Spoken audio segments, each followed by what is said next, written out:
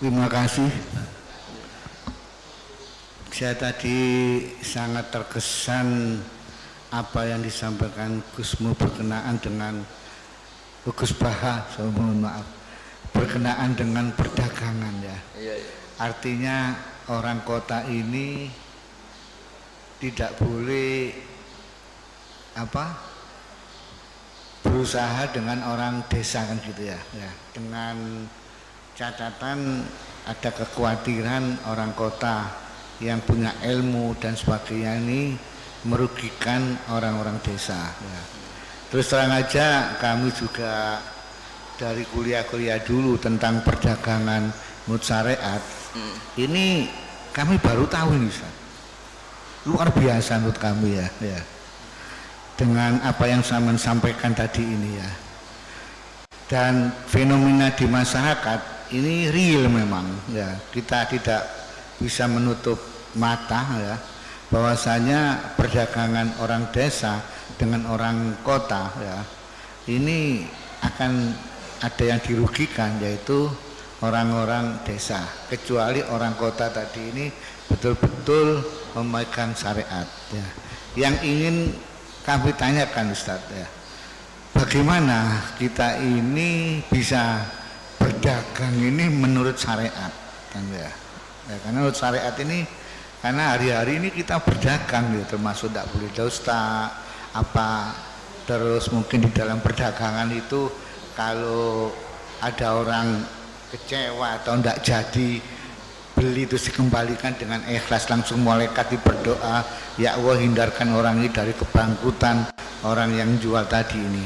Sehingga kami mohon petunjuk bagaimana kiat-kiat kita seorang muslim ini bisa aman di dalam syariat untuk melakukan perdagangan. Matur nuwun Ustaz. Pakai itu aja Kak. Iya. Asmane siapa? Asmane Mas Abdul Razak. Gini Mas Abdul Razak ya, Bapak Abdul Razak. Jadi seperti yang saya ceritakan tadi, sebenarnya Nabi itu kan sangat mencintai semuanya, dan agama ini ad-dinu an-nasihah. Awal orang desa ngerti kota ya barokahnya orang-orang kota itu. Tapi ya diharapkan oleh Nabi perjumpaannya itu bukan perjumpaan kepingin ngakali, tapi memang ingin menambah atau transfer ilmu lah gitu. Kalau niatnya gitu bagus, karena ad-dinu an-nasihah, agama ini nasihah, maksudnya nasihat itu berkomitmen baik kepada orang desa atau pada orang apa lain. Coba sekarang kok udah timpang gimana ya? Di kampung itu ada hukum sosial yang bagus, misalnya buruh itu ya buruh, mengumpulkan uang dari kota maupun dari buruh ke orang lain supaya kuat beli tanah tetangganya yang harganya paling 20 juta 15 juta dan menangkan kasta hidupnya. Tahu-tahu orang-orang kota mentang-mentang punya uang 1 miliar 2 miliar, tanah di kampung itu sudah diborong, padahal miliknya orang Gunung Kidul, diborong orang, enggak diapa-apain. Nah ini buruh-buruh kampung situ yang ingin beli hanya corong Jawa nempel, hanya ngambil kaplingan saja tidak mampu, karena setelah dimiliki orang kota enggak akan terjual lagi selain harganya apa? Mahal. Jadi itu dulu kalau zaman Sayyidina Umar ada orang beli tanah luas kok enggak digunakan, itu disita oleh negara, harus dipaksa digunakan atau dipinjamkan atau apalah, yang penting tetap apa? Manfaat. Jadi kalau sampean tanya gimana supaya perdagangan itu jalan, ya tadi yang terpelajar ini kalau ngajak wong desa ya niati ya tadi ya transfer ilmu, transfer peradaban, bukan malah ngakali tadi. Sampean cari di hadis Sahih Muslim itu ada itu bab itu jelas ada nah Rasulullah antalak birruban. Ada teks bagian bentuknya ngendikan la yabi hadirun libadin. La yabi, jangan sampai orang yang terpelajar ini transaksi sama orang apa bedui. Tapi dalam konteks yang niatnya tidak baik. Tapi kalau niatnya baik, di mana-mana kalau yang dilarang ya tentu yang tidak baik. Tapi kalau niatnya transfer ilmu kayak tadi, wisata ke orang pedalaman, tapi niatnya awal dari pembelajaran ya benar. Nah, niatnya gue tontonan tok. Malah ketika mereka terpelajar, wah di sini kena api, ono manusia pohon sekarang sudah ada indah. Itu kan kurang aja betul. Sama-sama anak bangsa, sing sitok penonton, yang satu jadi objek, itu kan ngawur betul itu. Ya kira-kira seperti itu. Yang penting tadi ad-dinu an-nasihah. Agama ini adalah apa? Nasihat. Nasihat itu berkomitmen kalau hubungan dengan orang lain niatnya supaya orang lain itu lebih apa? Baik, tidak menjadi korban. Ya sekira demikian Mas Rusak. Saya satu Pak, tambahan. Oh iya. Satu ya. Iya, enggak apa-apa. Terima kasih waktu yang disampaikan kepada saya. Saya melihat judul ini, Ustadz, dengan iman dan amal soleh menuju Indonesia. Sebenarnya judul ini mantap, ya. Bobotnya iman dan amal soleh. Sehingga kalau kita lihat di dalam ajaran agama kita, ya, judul iman dan soleh itu dikategorikan oleh Allah sebagai sebaik-baik makhluk. Ya. Dan mereka dalam hidup dan kehidupannya nanti tidak akan rugi. Ya. Lantas gimana Pak? Sekarang banyak kaitannya dengan kita selaku notaris ini dan dikaitkan dengan masyarakat luas. Kondisi Indonesia banyak yang mengatakan sudah dasarnya iman dan soleh. Semuanya umat Islam melaksanakan dan melakukan berjuang untuk iman dan soleh. Tapi dalam kehidupan sehari-hari masih demikian kondisinya. Ya ini gimana ya Pak?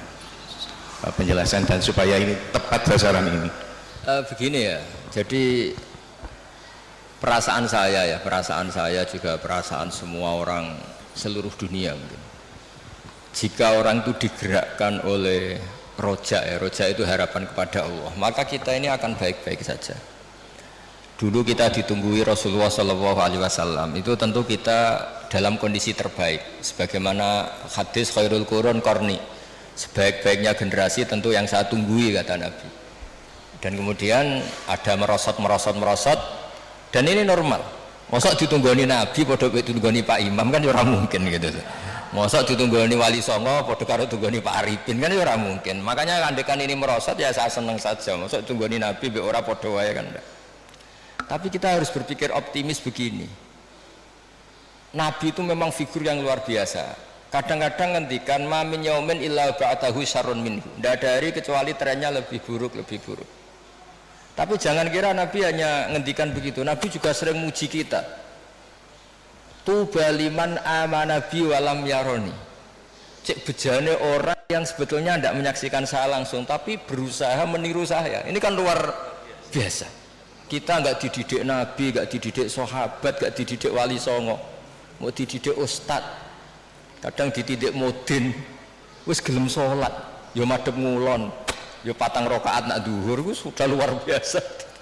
Jadi bahkan sebagian riwayat itu Nabi ngendikan sab amarot ketika ngendikan tuba liman amana bi walam yaroni.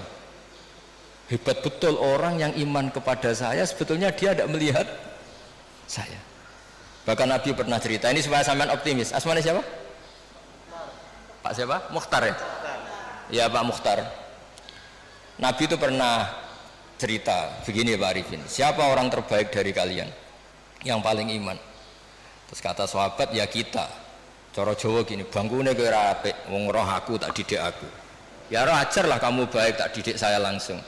Ya malaikat yang di aras, kata Allah, wahai malaikatku, wajar dong kamu iman sama saya, wong kamu penjaga aras, tahu surga, tahu neraka. Akhirnya yang dipuji oleh Allah, oleh Rasulullah siapa? Orang yang surga ya tidak tahu percaya surga, neraka tidak tahu ya percaya neraka, apa saja percaya padahal tidak tahu. Ya kita ini. Jadi nanti kalau kita ketemu malaikat-malaikat penjaga neraka atau penjaga surga itu ya punya sisi yang kita keren. Malaikat kamu percaya ada neraka? Ya tahulah, usaha penjaganya. Saya dulu gak tahu saja percaya. Saking imannya pada Rasulullah Muhammad SAW. Artinya kita juga punya sisi top. Wong ora roh kok iman itu kan luar biasa. Jadi ini supaya optimis ya. Jadi dulu Indonesia terkenal Buddha, Hindu, dan kita dulu minoritas. Lama-lama sekarang mayoritas. Bukan sekedar mayoritas, bahkan memimpin.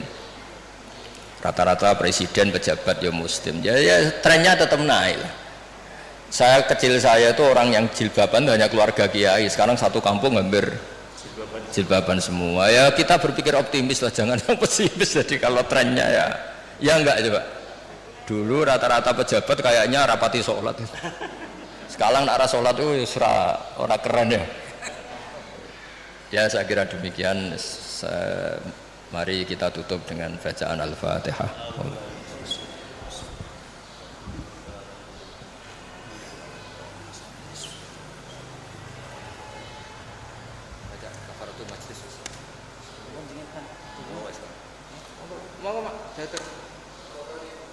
Oh ya ya. Ya